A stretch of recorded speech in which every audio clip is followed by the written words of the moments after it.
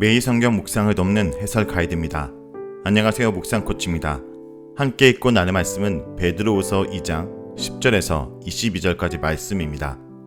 거짓 교사들은 사도들이 선포한 그리스도의 재림과 심판에 대한 메시지를 부인하면서 그것은 단지 성도들을 두려움에 사로잡히게 하는 것일 뿐이라고 주장했습니다.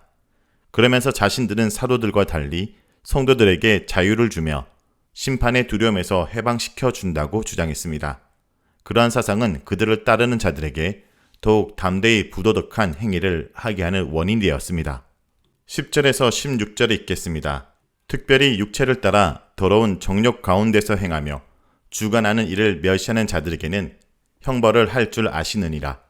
이들은 당돌하고 자긍하며 떨지 않고 영광 있는 자들을 비방하거니와 더 큰 힘과 능력을 가진 천사들도 주 앞에서 그들을 거슬러 비방하는 고발을 하지 아니하느니라. 그러나 이 사람들은 본래 잡혀 죽기 위해서 난 이성 없는 짐승 같아서 그 알지 못하는 것을 비방하고 그들의 멸망 가운데서 멸망을 당하며 불의의 값으로 불의를 당하며 낮에 즐기고 노는 것을 기쁘게 여기는 자들이니 점과 흠이라. 너희와 함께 연애할 때 그들의 속임수로 즐기고 놀며 음심이 가득한 눈을 가지고 범죄하기를 그치지 아니하고 굳세지 못한 영혼들을 유혹하며 탐욕에 연단된 마음을 가진 자들이니 저주의 자식이라. 그들이 바른 길을 떠나 미혹되어 부올의 아들 발람의 길을 따르는도다. 그는 불의의 싹을 사랑하다가 자기의 불법으로 말미암아 책망을 받되 말하지 못하는 나귀가 사람의 소리로 말하여 이 선지자의 미친 행동을 저지하였느니라. 10절에서 12절은 거짓 교사들의 무모한 해방입니다. 참으로 미련한 자들은 두려움을 모르고 함부로 말합니다. 그들은 하나님이 얼마나 두려운 분인지 알지 못합니다. 거짓 교사들이 사도들의 가르침을 무시하고 해방한 것은 사실 사도들을 보내신 하나님을 해방하고 무시하는 것입니다. 이러한 자들에게는 특별한 심판이 있을 것입니다. 베드로후서는 사도들을 해방하는 행위가 얼마나 위험한 것인지 설명하기 위해서 마귀를 대하는 천사장 미가엘의 태도를 예를 들고 있습니다. 마귀는 정죄받아 마땅한 존재이지만 천사장 미가엘은 마귀조차 함부로 정죄하는 말을 하지 않았습니다. 왜냐하면 심판과 정죄는 하나님의 것이기 때문에 하나님께 맡기고 있는 것입니다. 그런데도 거짓 교사들이 사도들을 함부로 무시하고 해방하는 것은 얼마나 무지하고 두려움을 모르는 미련한 행동일까요? 그들의 미련함은 가히 이성 없는 짐승의 미련함에 견줄만 합니다. 그들은 도살당한 짐승처럼 멸망의 길로 달려가면서도 그것을 알지 못합니다. 베드로후서는 이 비유를 통해 거짓 교사들의 해방하는 행위가 얼마나 오만하고 두려움을 모르는 미련한 행위인지 설명합니다. 성도들은 그것을 깨닫고 그들에게서 단호하게 벗어나야 됩니다. 13절에서 14절은 거짓 교사들은 음란하고 방탕한 자들이라는 것입니다. 거짓 교사들은 말로 사도들의 가르침을 함부로 해방할 뿐 아니라 그들의 행실도 타락하고 불의합니다. 베드로서는 먼저 그들을 가리켜 낮에 방탕한 연애를 즐기는 자들이라고 말합니다. 여기서 밤이 아닌 낮을 언급한 것은 그들이 단지 잘못된 시간에 연애를 즐긴다는 뜻이 아닙니다. 이것은 그들의 행위가 육체적 쾌락을 추구하는 것이며 믿음에 합당한 경건한 삶과 얼마나 동떨어진 것인지를 설명하는 것입니다. 그들은 점과 흠에 불과합니다. 여기서 점과 흠에 대한 언급은 구약의 제물을 상기시키는 것으로 하나님께 바칠 만한 제물은 점이나 흠이 없어야 합니다. 그런데 그들은 하나님의 교회를 더럽히는 점이며 흠입니다. 이러한 제약은 반드시 교회에서 제거돼야 합니다. 그들의 불의한 행위는 구체적으로 성적인 부도덕과 관계되어 있습니다.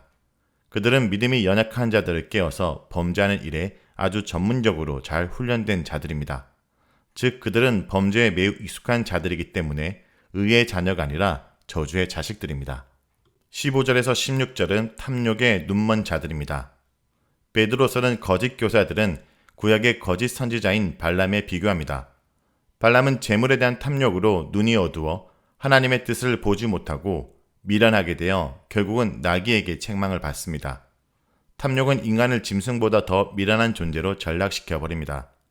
돈에 대한 탐욕은 이성을 마비시켜 올바른 것을 보지 못하게 만듭니다.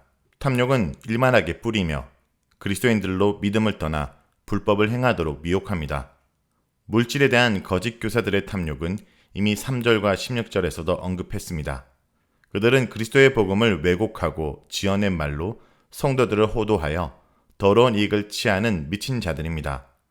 베드로서는 발람의 비유를 통하여 돈에 대한 욕심이 얼마나 성도들을 미련하고 무지하게 만드는지 생생하게 설명합니다.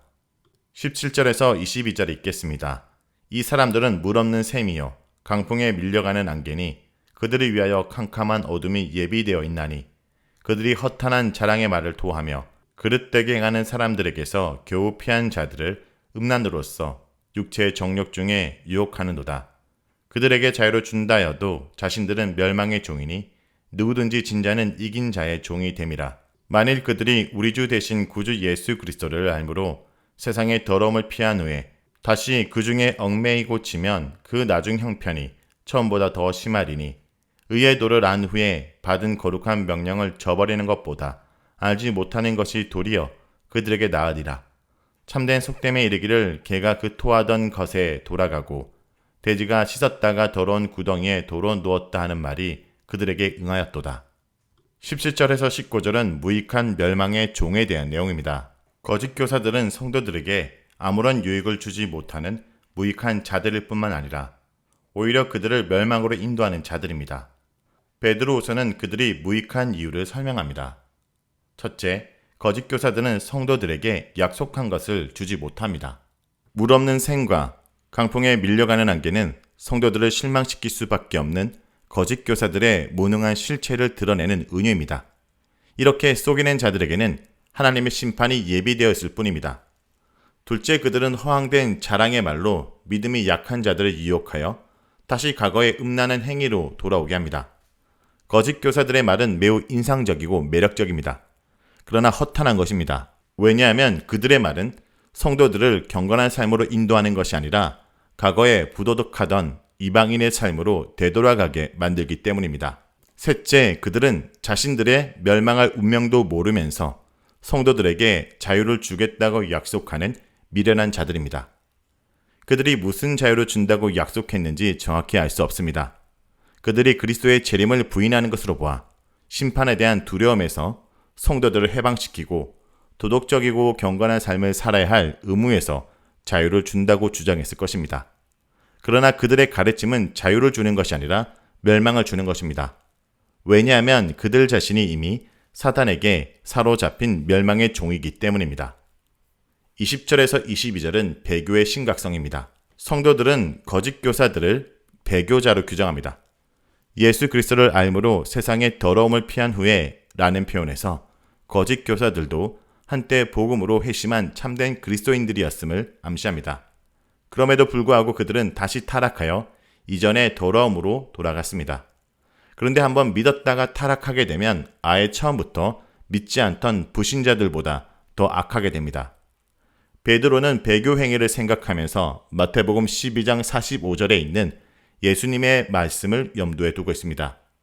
사람에게서 한번 나간 귀신이 다시 들어올 때는 더 악한 귀신 7을 데리고 들어와서 나중 형편이 이전보다 더 심하게 됩니다. 그러므로 배교할 바에 차라리 처음부터 복음의 진리를 알지 못하는 것이 더 나을 것입니다.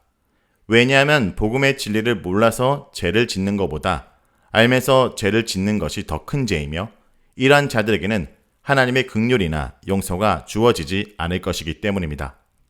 베드로는 배교 행위가 얼마나 미련한 것인지 설명하기 위해서 개와 돼지에 대한 속담을 들고 있습니다.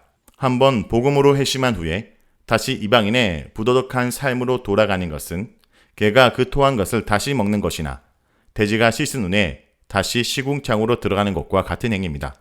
이 얼마나 미련하고 더러운 행위인가요? 그리스도인들은 거짓 교사들의 배교를 고울 삼아 그들의 미련한 행위를 따라하지 않도록 경계해야 됩니다. 자, 여기까지가 베드로후서 2장 10절에서 22절까지 말씀입니다. 오늘 말씀을 통해 우리는 무엇을 묵상하고 적용해야 할까요? 첫째, 육체를 따라 정욕 가운데 행하는 일을 벌하십니다. 정욕 가운데 행하는 자들은 하나님 무서운 줄도 죄가 부끄러운 줄도 모르고 짐승처럼 살다가 심판의 날에 멸망하고 말 것입니다. 혹시 나는 마음껏 불의를 저지른 자들을 보며 부러워하고 있진 않습니까? 육체를 따라 정욕 가운데서 불의한 삶을 살기보다 성령을 따라 절제하며 의로운 삶을 살아야 합니다. 이성 없는 짐승처럼 살지 말고 거룩한 하나님의 백성답게 살아야 합니다. 임박한 멸망을 앞두고 있는 그들을 부러워 말고 육체가 아닌 성령을 따라 살아야 합니다. 둘째, 예수님을 믿고 난 후 다시 돌아서는 것은 매우 어리석고 위험한 일이라는 것을 잊지 말아야 됩니다. 예수를 믿고 나서 예수님을 버린다면 이제는 다시 죄를 용서받을 수 방법이 없기 때문입니다. 혹시 우리 주변에 여러 가지 어려움들로 인하여 이러한 선택을 하려고 하는 자들이 있습니까? 그들에게 다시 다가가 그리스도 앞으로 나아갈 수 있도록 격려하고 위로하며 기도해 주길 원합니다.